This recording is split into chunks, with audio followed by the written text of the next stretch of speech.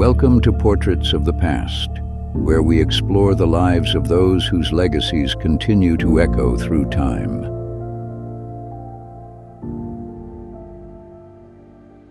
In the late summer of 338 BCE, on a flat plain near the Greek city of Chaeronea, an 18-year-old prince commanding the left wing of his father's army looked across the field at the sacred band of Thebes. They were 150 pairs of soldiers, lovers by ancient account, bound to each other by devotion that was meant to make retreat unthinkable. For 33 years, in every major engagement they had entered, they had not broken. At Leuctra in 371, they had destroyed the myth of Spartan invincibility. Every commander in the Greek world knew what the sacred band was and what it cost to stand in front of them. The prince commanding the Macedonian left studied the field, calculated the angle, and attacked. The sacred band broke for the first time in its history. It would never fight again, and the prince who broke it, whose name was Alexander and who was the son, in his own understanding, of a god, was only beginning.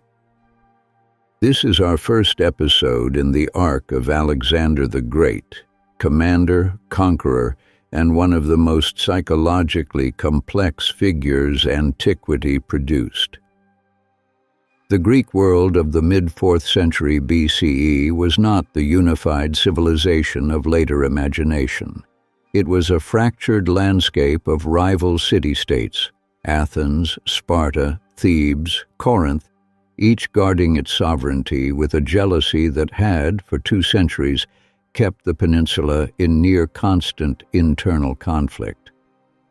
The Persian Wars of the early 5th century had produced a brief, electrifying unity.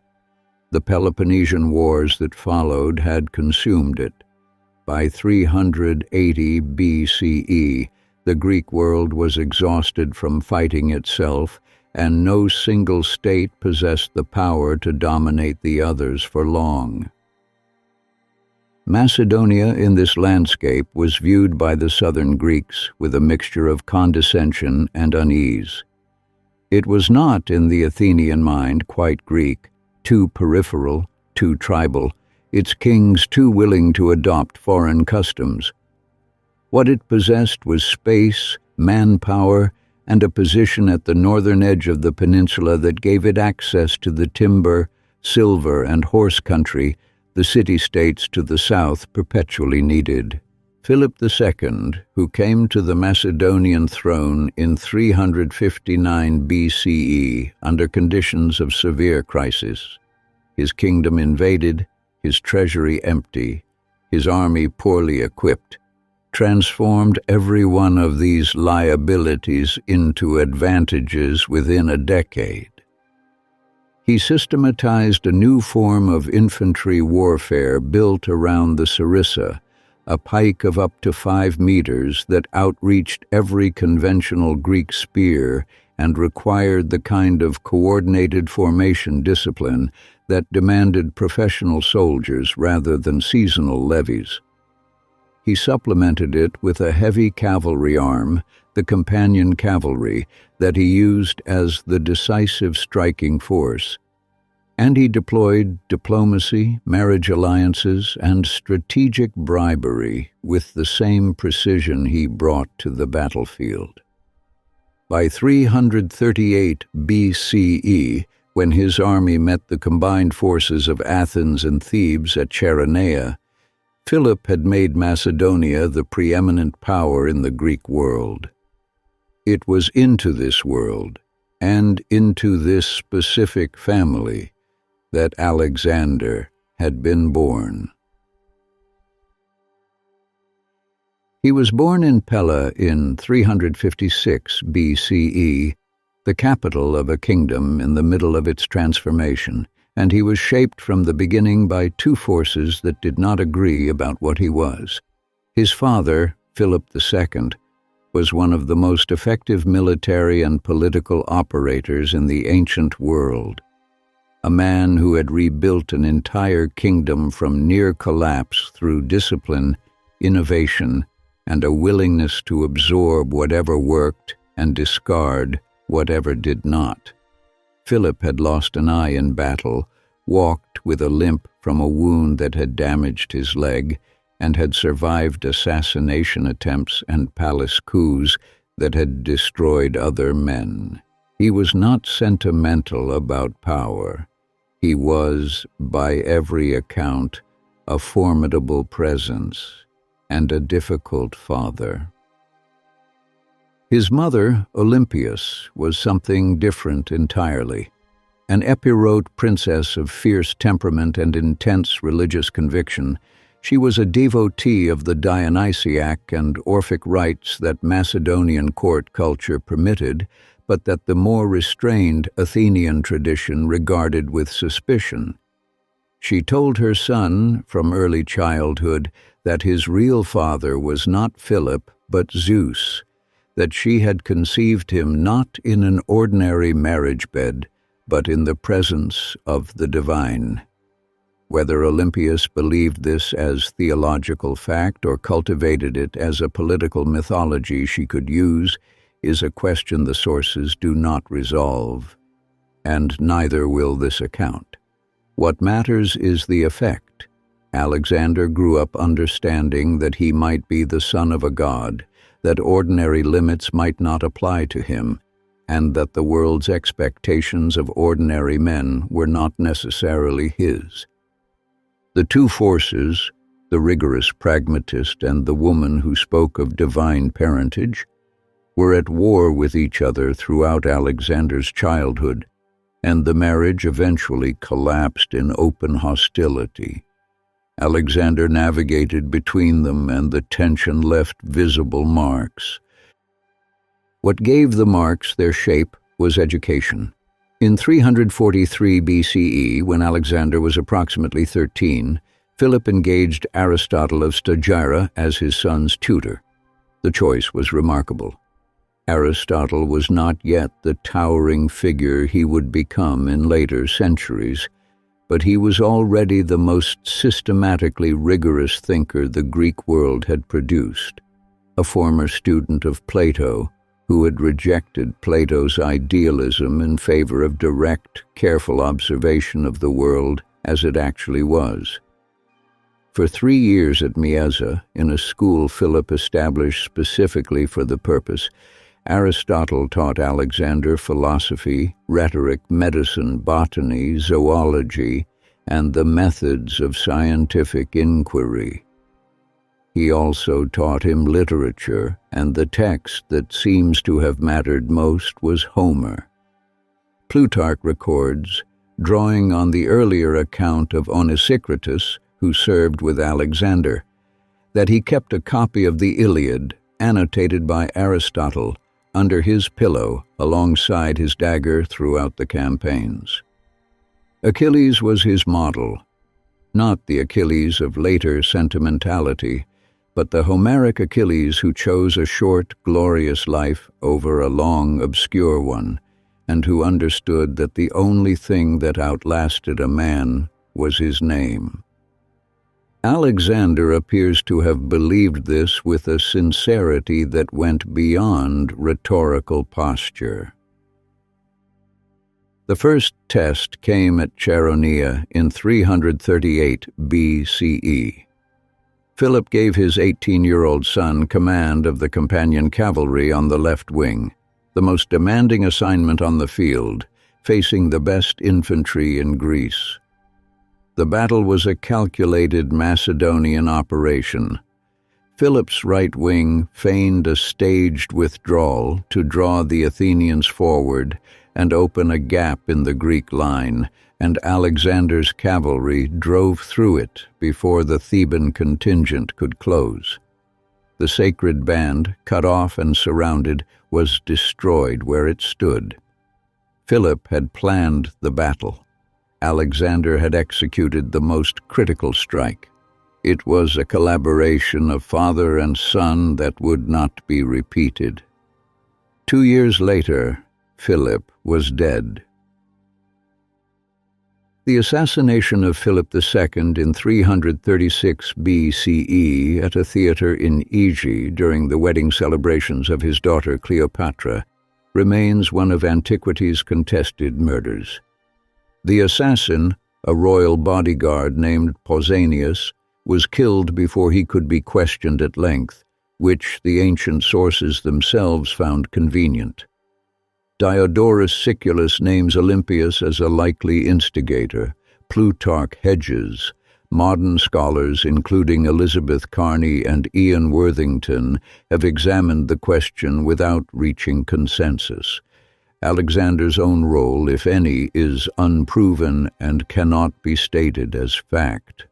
What can be stated is that he was the primary beneficiary, and that he moved immediately and with absolute precision. Within weeks of the assassination, Alexander had executed or neutralized every potential rival to the Macedonian throne, secured the loyalty of the army, and crossed into Greece. When Thebes revolted, apparently believing that the new king was too young and untested to respond, Alexander destroyed the city. Arrian records that approximately 6,000 Theban citizens were killed and 30,000 survivors were sold into slavery. One structure was spared, the house in which the poet Pindar had been born. It was the first public signal that Alexander understood how to use both terror and cultural gesture in the same operation. The Greek states observing the ruins of Thebes cooperated. The Corinthian League, Philip's framework for Greek unity under Macedonian leadership, was reaffirmed. The war against Persia, the stated objective Philip had never lived to pursue, would go forward with his son in command.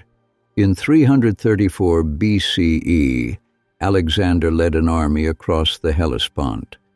According to Diodorus, though notably absent from the more cautious Arian, he threw his spear from the prow of his ship into the Asian shore, claiming the continent as territory taken by the spear. Whether or not the gesture occurred exactly as described, its meaning was clear to everyone watching. This was not a continuation of Philip's campaign. This was something Alexander had decided to make his own. At the Troad, before a single battle had been fought, he made for the tomb of Achilles and laid a garland on the grave. He was 22 years old, standing at the edge of the largest empire the world had ever seen, and he had not yet begun. The Alexander of the primary sources is already a figure partially obscured by myth, including myth he appears to have generated deliberately. The central problem of Alexandrian historiography is that no contemporary account survives. The 5 principal sources, Arrian, Plutarch, Diodorus Siculus, Curtius Rufus, and Justin, were composed between roughly 300 and 500 years after his death, drawing on earlier accounts now lost. Arrian, writing in the 2nd century CE, drew primarily on the memoirs of Ptolemy, who had served in Alexander's command, and Aristobulus, an engineer on the campaign. Arrian is the most reliable narrative source, though Ptolemy's account has its own political interests. Ptolemy was, by the time he wrote, the ruler of Egypt and had reason to shape the record. Plutarch, writing the life of Alexander in roughly the same period, was a biographer interested in moral character rather than military history. He is illuminating on psychology and anecdote, but requires corroboration on matters of fact. Diodorus, Curtius, and Justin are of variable reliability and reflect the full range of the tradition's embellishments. The scholarly consensus, represented in the work of A. B. Bosworth, Ernst Badian, Robin Lane Fox, and more recently Waldemar Heckel and Joseph Roisman, treats Arian as the primary framework and reads the other sources critically against it. The divine parentage claims, Zeus, the snake in Olympias's bed, the oracle at Siwa, are understood as a combination of genuine religious belief, personal myth-making, and political propaganda. The man who emerges from careful scholarship is more interesting than the marble god of popular imagination, a tactical genius of the first order who was also, increasingly, a man who needed to believe his own legend and who found that believing it had consequences. What Alexander's formation illuminates is something that has no clean resolution: the relationship between extraordinary capability and the conditions that produced it. He was shaped by a father whose methods he learned and then surpassed, a mother whose vision of his destiny he appears to have internalized, and a tutor whose methods of observation and inquiry left marks on everything from his battlefield decisions to his documented curiosity about the natural world of every territory he entered. The question the sources eventually force is not whether he was great — the campaigns make that difficult to argue against — but whether the greatness and the damage were the same thing, grown from the same roots. Whether the boy who learned at Mieza that careful observation was the path to understanding, and who slept with Homer under his pillow because he needed a model for what a life worth living looked like, ever found what he was looking for. The archives do not answer it cleanly. That is why the question remains.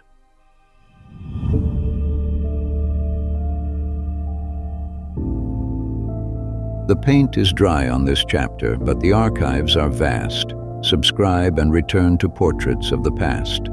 The next exhibit awaits.